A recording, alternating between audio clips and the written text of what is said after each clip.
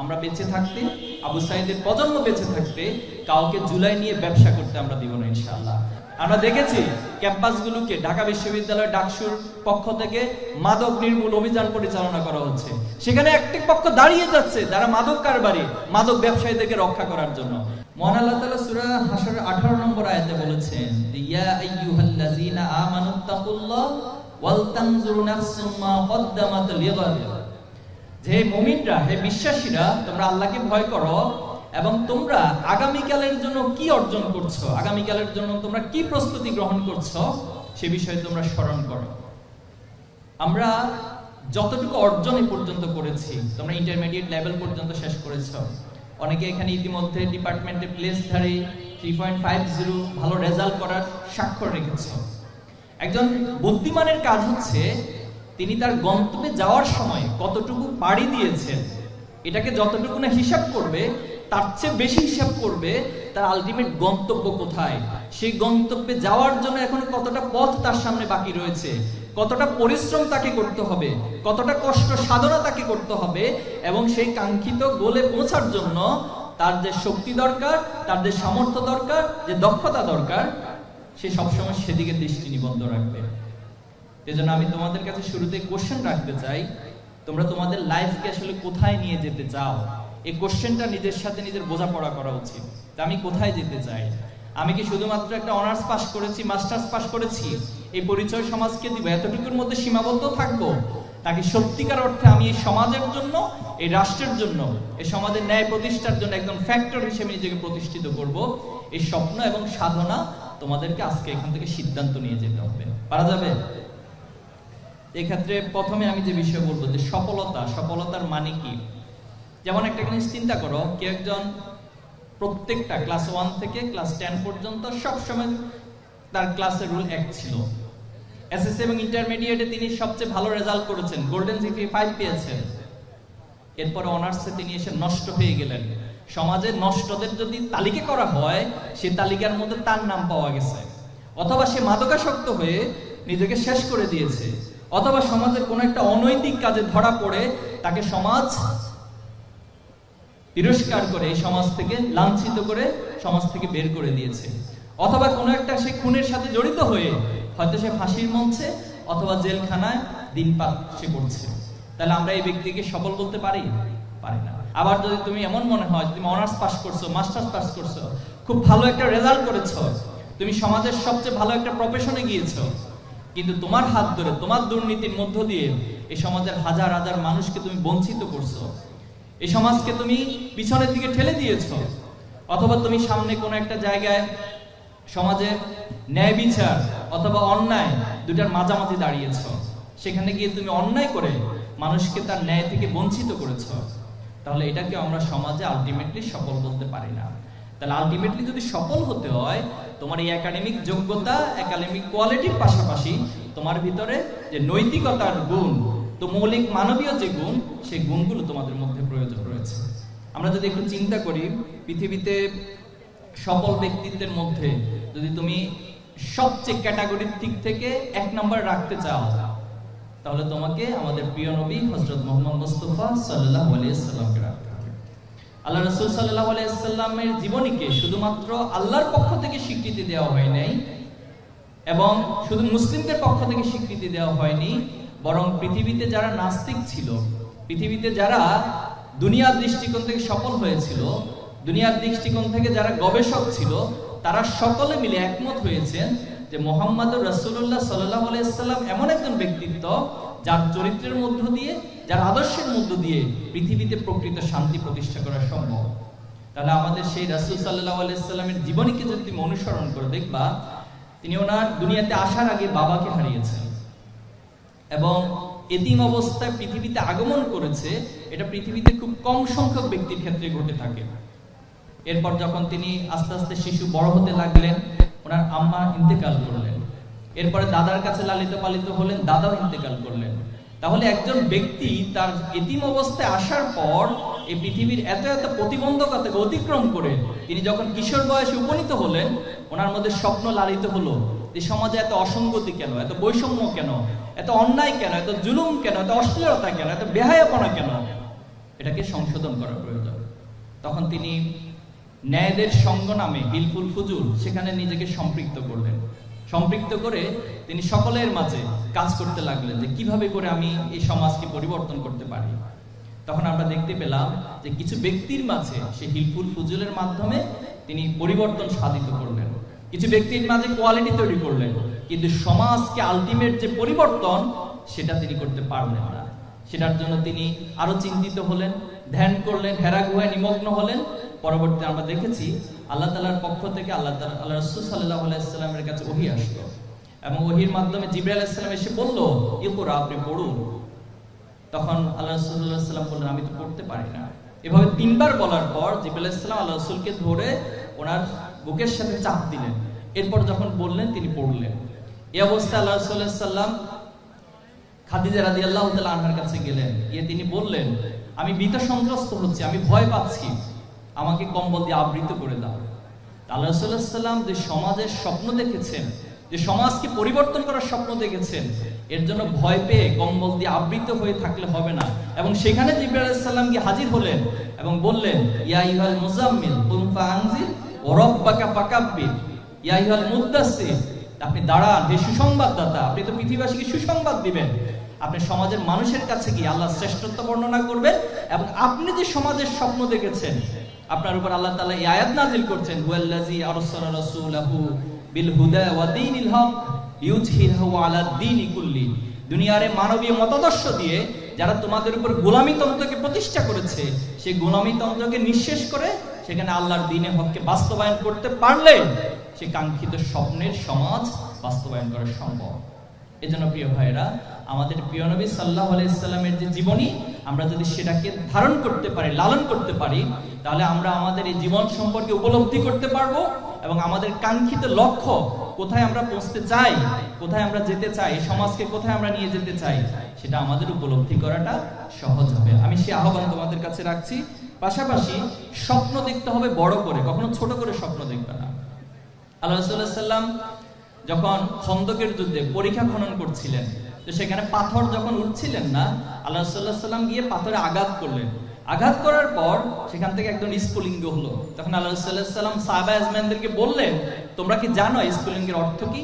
স্ফুলিঙ্গের অর্থ হচ্ছে আগামী দিনে তোমরা পারস্য রোমের সেই লাল দালানগুলো জয় করবে। তখন যারা কাফের ছিল তারা আল্লাহ রাসূল সাল্লাল্লাহু আলাইহি ওয়াসাল্লামকে নিয়ে ট্রল করা শুরু করলো যে মুহাম্মদ সমাজের দুর্বল ব্যক্তিদেরকে নিয়ে চলাফেরা করে, আমাদের সমাজের দাস শ্রেণী, নিম্নবর্ণের কৃষকরা, মজুররা তার সাথে চলাফেরা করে, অথচ সে নাকি পারস্য রাম জয় করবে। এটা তো একটা অকল্পনীয় বিষয়। আবার যারা দুর্বল ইমানদার ছিল তাদের বিশ্বাসের মধ্যে, তাদের স্বপ্নের মধ্যে একদিন কনফিউশন তৈরি হলো। কিন্তু যারা সত্যিকারের বিশ্বাসী ছিল, যারা তাদের আত্মবিশ্বাসকে উপলব্ধি করতে পারত, যারা তাদের রবের শক্তিকে, সামর্থ্যকে উপলব্ধি করতে পারত, তারা এই বিশ্বাস নিজেদের মধ্যে স্থাপন করেছিল যে এই স্বপ্ন একদিন না একদিন বাস্তবায়িত হবে। আল্লাহ রাসূল সাল্লাল্লাহু আলাইহি ওয়াসাল্লাম সেই স্বপ্ন সাহাবীদেরকে দেখিয়েছেন এবং যে প্রজন্ম তৈরি করেছেন, জাস্ট আবু বকর এবং ওমর রাদিয়াল্লাহু তাআলার সময় এসে সেই পারস্য রোম লাল দালানগুলো মুসলমানরা বিজয় অর্জন করেছিল এবং সেই বিজয়ের মধ্য দিয়ে সে পারস্য রোমের যে জুলুমতন্ত্র, সেই জুলুমতন্ত্রকে নিঃশেষ করে সেখানে সত্যিকার অর্থে শান্তি প্রতিষ্ঠা করেছিল। আমাদেরকেও আমাদের যিনি বিগত সময়ে খুনি হাসিনা ছিল, খুনি হাসিনাকে এখন অনেকে আবার সাবেক প্রধানমন্ত্রী বলে, খুব সুন্দর করে লাইন ট্যাগ করে ইউজ করে। এবং কেউ কেউ বলছেন যে যদি আমাকে জেলে যেতে হয় জেলে যাব, এরপর আমি সাবেক প্রধানমন্ত্রীর সাক্ষাৎকার নিব, এমন উক্তি কারো কারো মাঝে আমরা লক্ষ্য করছি। অথচ বাংলাদেশের এই প্রেক্ষাপটে খুনি হাসিনা শুধুমাত্র আবু সাইদকে খুন করেনি, একটা শিশু থেকে একবারে বৃদ্ধ পর্যন্ত সকল শ্রেণী পেশার মানুষকে খুন করেছিল। এবং তিনি এমনও বলেছেন যে যত ইচ্ছা মেরে ফেলো, এই রাষ্ট্রের মানুষগুলো আমার বাবাকে মেরেছে, এরাও আমাকেও মারবে, এজন্য এদের ভালো আমি কোনোদিন চাই না, এজন্য যা ইচ্ছা মেরে ফেলো, কিন্তু আমার ক্ষমতা টিকিয়ে থাকতে হবে।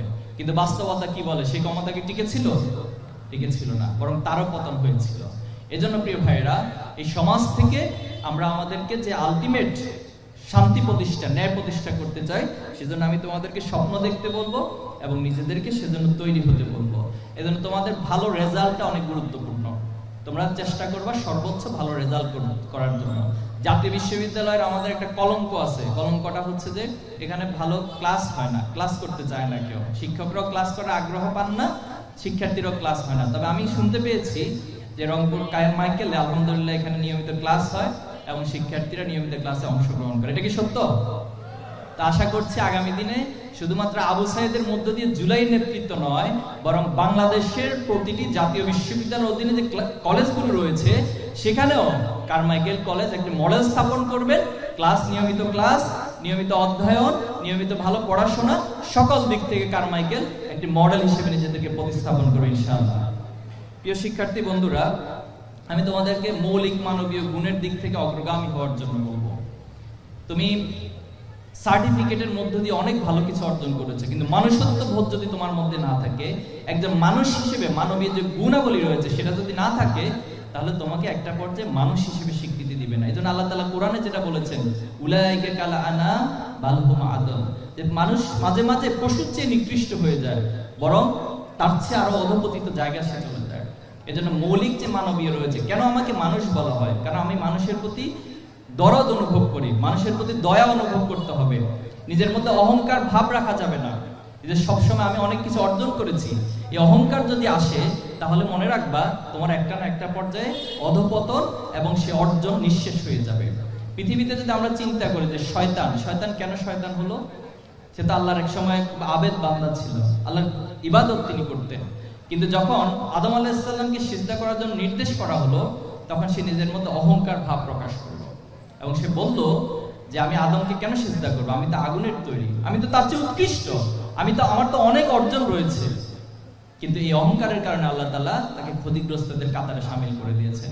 তুমি যদি কোরআনের স্টোরিগুলি পড়ো, পৃথিবীতে যারাই অনেক বিত্তশালী ছিল, অনেক ক্ষমতাবান ছিল, পৃথিবীতে অট্টালিকা তৈরি করেছে পাহাড় কেটে কেটে, তাদেরও পতন হয়েছিল শুধুমাত্র অহংকার করার কারণে, জুলুম করার কারণে। এজন্য নিজের কোনো অর্জনেই কখনো অহংকারী হবে না।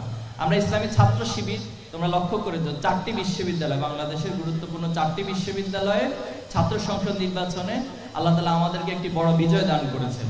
আমরা চেষ্টা করেছি শিক্ষার্থীদের কাছাকাছি যাওয়ার জন্য, শিক্ষার্থীদের জন্য একটি নিরাপদ ক্যাম্পাসের প্রতিশ্রুতি দেওয়ার জন্য, এবং শিক্ষার্থী বান্ধব যে প্রয়োজন সেই প্রয়োজনগুলো ক্যাম্পাসে আমরা কাজ করার জন্য চেষ্টা করি। শিক্ষার্থীরা আমাদের উপর আস্থা রেখেছে এবং সেই বিজয়ের পর আমরা বিজয় র্যালি উল্লাসে মেতে উঠিনি, বরং আমরা আমাদের যে বিজয় সেটাকে আমানত মনে করে, দায়িত্ব মনে করে আমরা আল্লাহর সিজদা লুটিয়ে পড়েছি এবং আমরা এই ঘোষণাও দিয়েছি যে বিজয় আমাদের হয়েছে, এই বিজয় তখনই সার্থকতা লাভ করবে যদি আমরা শিক্ষার্থীদের কাছে যে প্রতিশ্রুতি দিয়েছি সেটা বাস্তবায়ন করতে পারি। প্রিয় শিক্ষার্থী বন্ধুরা, এজন্য তোমাদেরকে অনুরোধ করব এই মৌলিক মানবীয় গুণগুলোকে, উদারতাকে, তুমি অপরের সেবা করে আনন্দ পাবা, অপর কাছ থেকে কোনো কিছু জোর করে ছিনিয়ে নেওয়া নয়, বরং অপরকে সেবা করে তোমার মধ্যে আনন্দের মানসিকতা তৈরি হতে হবে। আমরা এই গুণাবলীগুলো তোমাদেরকে অর্জন করার জন্য অনুরোধ করছি। আমি একটি প্রশ্ন তোমাদের কাছে রাখতে চাই, আমরা কি আমাদের এই বাংলাদেশকে ভালোবাসি? এই বাংলাদেশকে ভালোবাসি? নিঃসন্দেহে বাংলাদেশকে আমরা ভালোবাসি। এই বাংলাদেশের অনেক ত্যাগ তিতিক্ষা রয়েছে, অনেক কোরবানি রয়েছে, এই বাংলাদেশের জন্য অনেক মানুষ জীবন দিয়েছে, কিন্তু দুর্ভাগ্য হলো এই বাংলাদেশ কাঙ্ক্ষিত যে জায়গায় যাওয়ার কথা ছিল সেটা যাওয়া সম্ভব হয়নি। আমাদের সম্ভাবনার কোনো অভাব নেই, এখানে যে হিউম্যান রিসোর্স রয়েছে, এই হিউম্যান রিসোর্সকে যদি যথাযথভাবে কাজে লাগানো যায়, এই রিসোর্সগুলোকে যদি দক্ষ মানব সম্পদে পরিণত করা যায়, তাহলে বাংলাদেশ পৃথিবীর অনেক যে উন্নত দেশ রয়েছে তাদেরকে ওভার করা সম্ভব। আমাদের পরে মালয়েশিয়া, তারা তাদের অগ্রযাত্রাকে শুরু করেছিল, কিন্তু আজকে তারা অর্থনৈতিক প্রবৃদ্ধি থেকে সকল দিক থেকে আমাদের চেয়ে অনেক বেশি এগিয়ে গিয়েছে। সিঙ্গাপুর আমাদের পরে শুরু করে আজকে অনেক দূর এগিয়ে গিয়েছে। দ্বিতীয় বিশ্বযুদ্ধের সময় জাপান হিরোশিমা নাগাসাকিতে বোম্বিং এর পর এমন একটা পর্যায় তৈরি হয়ে গেছে যে জাপান নামক রাষ্ট্র থাকবে কি থাকবে না এই সিদ্ধান্ত নেওয়ার মতো একটা অবস্থা তৈরি হয়েছিল, কিন্তু সেই জাপান আজকে অর্থনৈতিক প্রবৃদ্ধি থেকে অনেক দূরে এগিয়ে গিয়েছে। কিন্তু আমাদের এই রাষ্ট্রে যারা আমাদেরকে নেতৃত্ব দিয়েছে তারা আমাদের এই সম্ভাবনা নিয়ে কখনোই ভাবেনি। আমাদের বিশাল সি বিচ রয়েছে, বাংলাদেশ পৃথিবীর সবচেয়ে বড় সি বিচ বাংলাদেশে আছে, পৃথিবীর সবচেয়ে ম্যানগ্রোভ ফরেস্ট বাংলাদেশে রয়েছে, আমাদের পুরো দেশটা একটা নদী মাতৃকতার মধ্য দিয়ে গিয়েছে। আমি মাঝখানে মালয়েশিয়া গেলাম, তার সামান্য একটা খালের মতো করে একটা জায়গায় সেখানে একটা পর্যটন স্পট করেছে এবং সব মানুষ সেখানে যায় পর্যটন সেখানে দেখার জন্য। অথচ বাংলাদেশ যে নদীমাতৃকতা রয়েছে এটাকে নিয়ে যদি সুন্দরভাবে সাজানো যায়, এখানে যদি সুন্দর পরিকল্পনা করা যায়, তাহলে বাংলাদেশ পৃথিবীর গুরুত্বপূর্ণ একটি পর্যটন রাষ্ট্রে পরিণত করা সম্ভব। কিন্তু কে ভাববে আমাদের এই বিষয়গুলো নিয়ে? আমাদের ব্লু ইকোনমি জোন রয়েছে, সেই ব্লু ইকোনমিতে হিউজ সম্পদ আল্লাহ তাআলা দিয়ে রেখেছেন, মৎস্য সম্পদ দিয়েছেন, সেখানে গ্যাস সম্পদ রয়েছে, কিন্তু কারা সেটাকে উত্তোলন করবে, কারা বাংলাদেশের এই রিসোর্সগুলোকে, আল্লাহ দেওয়ার সম্পদগুলোকে কাজে লাগাবে, এই চিন্তা আমাদের নেতারা কখনো করে নাই। এজন্য তোমরা যেহেতু বলেছো এই বাংলাদেশকে ভালোবাসি, আমরা এই ঘোষণা দিচ্ছি আমরা এই বাংলাদেশকে ভালোবাসি, বাংলাদেশের প্রতিটি সম্ভাবনাকে আমরা খুঁজে খুঁজে আগামী দিন কাজে লাগাবো এবং বাংলাদেশকে পৃথিবীর বুকে সম্মানের সাথে আমরা তুলে ধরবো ইনশাআল্লাহ। প্রিয় শিক্ষার্থী বন্ধুরা, জুলাই আগস্টে আমরা সবাই আন্দোলনে অংশগ্রহণ করেছিলাম। তোমরা করেছিলে? সবাই মাঠে ময়দানে ছিলে? আলহামদুলিল্লাহ, মাঠে ময়দানে ছিলাম। এই জুলাই হঠাৎ করে হয়ে যায়নি। আগামীকাল 28 অক্টোবর 2006 সালের এই 28 অক্টোবরে বাংলাদেশে একটি কলঙ্কজনক দিনের উদাহরণ হিসেবে থাকবে। সেদিন তৎকালীন খুনি হাসিনা সে নির্দেশ দিয়েছিল সারা দেশ থেকে লগি বৈঠা নিয়ে সবাই ঢাকায় আসার জন্য, এবং মানুষকে লগি বৈঠা দিয়ে পিটিয়ে পিটিয়ে মেরে সেই লাশের উপর উদ্যম নৃত্য করা, হায়নার মতো নৃত্য করা, এটা পৃথিবীর খুব কম জায়গায় দেখা যায়। কিন্তু বাংলাদেশে সেই দৃষ্টান্ত, সেই কলঙ্কজনক দৃষ্টান্ত স্থাপন করেছিল খুনি হাসিনা, এবং সেই 28 অক্টোবরের হত্যাকাণ্ডের মধ্য দিয়ে বাংলাদেশে ফ্যাসিবাদের বীজ রোপণ করা হয়েছিল। এবং তারই ধারাবাহিকতা আমরা দেখেছি, খুনি হাসিনা ক্ষমতায় এসেই সর্বপ্রথম আমাদের সবচেয়ে আমাদের যে দেশপ্রেমিক সেনা অফিসার তাদেরকে হত্যা করেছিল, এরপরে আলেম ওলামাদেরকে হত্যা করা হয়েছিল। শুধুমাত্র 2-3 দিনের ব্যবধানে আল্লামা সাঈদীর রায়কে কেন্দ্র করে সারা দেশে 100-এরও বেশি মানুষকে হত্যা করা হয়েছিল, নারী শিশু থেকে শুরু করে সবাইকে হত্যা করা হয়েছিল। এবং আমরা দেখেছি একটা পর্যায়ে এসে জুলাই এবং আগস্ট সংগঠিত হয়েছে, সেখানেও অসংখ্য আমাদের শিশু বৃদ্ধ থেকে শুরু করে সকল শ্রেণী পেশার মানুষকে হত্যা করা হলো। কিন্তু আল্লাহ তাআলার পক্ষ থেকে যে আবাবিল নামক পাখি এই প্রজন্ম, তারা যখন জেগে উঠেছিল, হাসিনা তার সেই ফ্যাসিবাদকে আর ধরে রাখতে পারেনি। কিন্তু দুঃখজনক হলেও সত্য, অতীতের মতো করে বাংলাদেশের ত্যাগ তিতিক্ষাগুলো একটা সময় ম্লান হয়ে যায়। এবং আমরা এখনো লক্ষ্য করছি এই জুলাইকে ব্যবহার করে একটা শ্রেণী তাদের নিজেদের আখের গোছানো, নিজেদের পকেট ভারী করা, নিজেদের সম্পদের পাহাড় গড়ার নেশায় মত্ত হয়েছে। কিন্তু আমরা এই প্রজন্ম বিশ্বাস করি, আমরা বেঁচে থাকতে, আবু সাঈদের প্রজন্ম বেঁচে থাকতে কাউকে জুলাই নিয়ে ব্যবসা করতে আমরা দিব না ইনশাআল্লাহ। এবং আবু সাঈদের যে স্বপ্ন, আবু সাঈদের পিতার যে স্বপ্ন, প্রত্যেক শহীদ পরিবারের যে স্বপ্ন, সে স্বপ্ন আমরাও আমাদের জীবন দিয়ে রক্ষা করবো ইনশাআল্লাহ। এখনো যদি তুমি শহীদ পরিবারের কাছে যাও, তাদের কান্নাগুলো এখনো থামেনি। শহীদ পরিবারের মায়েরা এখনো কান্না করেন, এখনো তাদের সন্তানদের জন্য তারা আহাজারি করছেন। কোনো কোনো শহীদ বাড়ির কাছে গিয়ে যখন আমরা সামান্য সহযোগিতা করার চেষ্টা করি, তখন শহীদের মারা আমাদেরকে বলেন যে বাবা, তোমাদের এই টাকা আমাদের প্রয়োজন নাই, এই সহযোগিতা আমাদের প্রয়োজন নাই, তোমরা যদি এমন একটা অপশন আমাদেরকে দাও যে আমি আমার জীবনের সবকিছু বিক্রি করে দিয়ে তোমাদের হাতে অর্থ তুলে দিব, তোমরা আমার সন্তানকে ফিরিয়ে দিবে, তাহলে সেই মায়েদের বাবাদের স্বপ্নগুলোকে আমরা ম্লান হতে দিব না ইনশাআল্লাহ। আমরা আবার আবু সাঈদ হয়ে জেগে উঠবো, আমরা প্রত্যেকেই শহীদের প্রজন্ম হিসেবে আবার জেগে উঠবো, দাঁড়িয়ে যাব, কিন্তু এই সমাজে কোনো ধরনের জুলুমতন্ত্র প্রতিষ্ঠা করতে দিব না, নতুন কোনো ফ্যাসিবাদকে আমরা এখানে কায়েম হতে দিব না। বাংলাদেশের প্রত্যেকটা ক্যাম্পাস থেকে, আমরা ছাত্র শিবিরের কেন্দ্রীয় সভাপতির জায়গা থেকে আমি ঘোষণা দিচ্ছি, কোনো হল দখলের রাজনীতি কোনো ক্যাম্পাসে চলবে না ইনশাআল্লাহ। কোনো ধরনের ফাও খাওয়া, ক্যান্টিনগুলোতে ফাও খেয়ে খেয়ে অন্যদের উপর সেটা চাপিয়ে দেওয়া, বোঝা চাপিয়ে দেওয়া, এই রাজনীতি বাংলাদেশে আর চলবে না। কাউকে গোলামতন্ত্রের মধ্য দিয়ে নিজের মিছিলে নিয়ে যাওয়ার জন্য বাধ্য করা হবে, এই ধরনের রাজনীতি কোনো ক্যাম্পাসে চলবে না। আমরা দেখেছি ক্যাম্পাসগুলোকে ঢাকা বিশ্ববিদ্যালয় ডাকসুর পক্ষ থেকে মাদক নির্মূল অভিযান পরিচালনা করা হচ্ছে, সেখানে একটি পক্ষ দাঁড়িয়ে যাচ্ছে যারা মাদক কারবারি, মাদক ব্যবসায়ীদেরকে রক্ষা করার জন্য। এজন্য আমরা তাদেরকেও চিহ্নিত করব, কারা বা সত্যিকার অর্থে ক্যাম্পাসগুলোকে মাদকের অভয়ারণ্যে পরিণত করতে চায়, যারা ক্যাম্পাসগুলোকে অতীতে অস্ত্রের ঝঞ্ঝানি তৈরি করেছিল, যারা অস্ত্র দিয়ে ক্যাম্পাসে রাজনীতি করেছিল, এই ধরনের সকল রাজনীতির নির্মূল 2024-এর জুলাই মাস আগস্টের 5 আগস্টে সমাপ্ত হয়েছে, এবং এই সমস্ত বস্তা পচা রাজনীতির কবর রচিত হয়েছে। আমরা চাই আগামী দিনে শুধুমাত্র শিক্ষার্থী বান্ধব রাজনীতি হবে, এবং শিক্ষার্থীদের মেধা, যোগ্যতা, তাদের ক্যারিয়ারকে গঠন করার জন্য যে কর্মসূচি, সেই কর্মসূচির মধ্য দিয়ে ছাত্র রাজনীতি পরিচালিত হবে। ছাত্র রাজনীতি হবে এই বাংলাদেশকে পলিসি মেকিং এর ডিবেট হবে, সেখানে বাংলাদেশের বিভিন্ন অর্থনৈতিক ইস্যু নিয়ে পলিসি হবে, বাংলাদেশ সমস্যাগুলো নিয়ে আলোচনা হবে, এই সমস্যাগুলো কিভাবে সমাধান করা যায়, শিক্ষার্থীরা রাজনীতির মধ্য দিয়ে সেই পলিসিগুলো দ্বারা এই দেশকে, এই জাতিকে উপহার দিবে। আমরা এমন একটি রাজনীতি চাই।